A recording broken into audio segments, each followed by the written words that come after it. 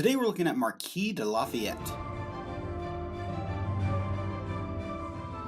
Hello, welcome to the Daily Bellringer. Please don't forget to subscribe and take a look at the questions down in the description. So without a doubt, Americans would not have been victorious in the American Revolution if not for foreign nations coming to their aid. Most notably, or most importantly, France.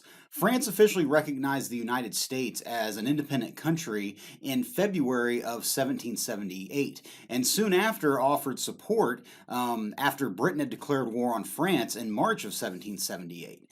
This now would convert the American Revolution into not just a war between the British and the Americans, but it would convert it into really a world war and would really strain the British resources. The French offered important financial support as well as sending troops to help fight, and most importantly, naval support to the American cause. But before the French officially extended their help to Americans, French officials had come to America to basically assess the American cause and determine if it would be in France's best interest to aid in the cause. Among these officials that arrived in June of 1777 was Marquis de Lafayette.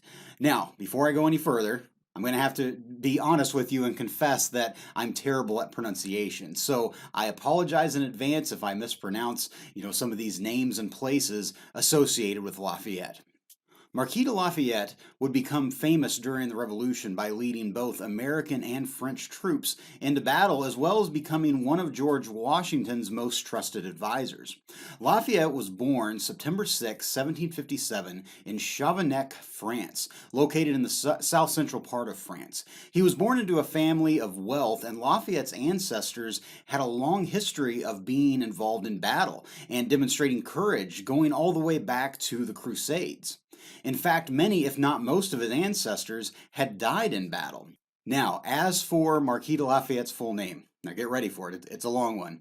Marie Joseph Paul Yves Roche Gilbert du Mortier, Marquis de Lafayette. So now you see why Americans basically shortened it to the last part of his name. Technically, Gilbert or Gilbert would have been what people would have called him, but that just doesn't really have the flair or anything of Marquis de Lafayette.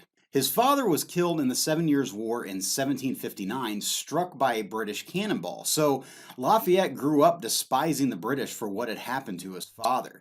And then Lafayette's mother and grandfather both died in 1770. So by the age of 13, he had a large inheritance. In 1771, he joined the French Royal Army and was not even 14 years old at the time. Then barely 2 years later, in 1774, when he was only 16 years old, he got married to Marie Adrienne Francois, who was from another wealthy family. She was only 14 years old when they were married, but they remained married for the next 33 years until her death in 1807.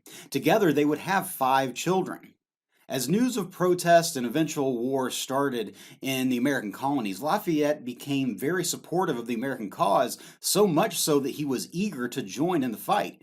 He was recruited in December of 1776 by Silas Deane, who was an American diplomat in France, attempting to get the French to aid in the war.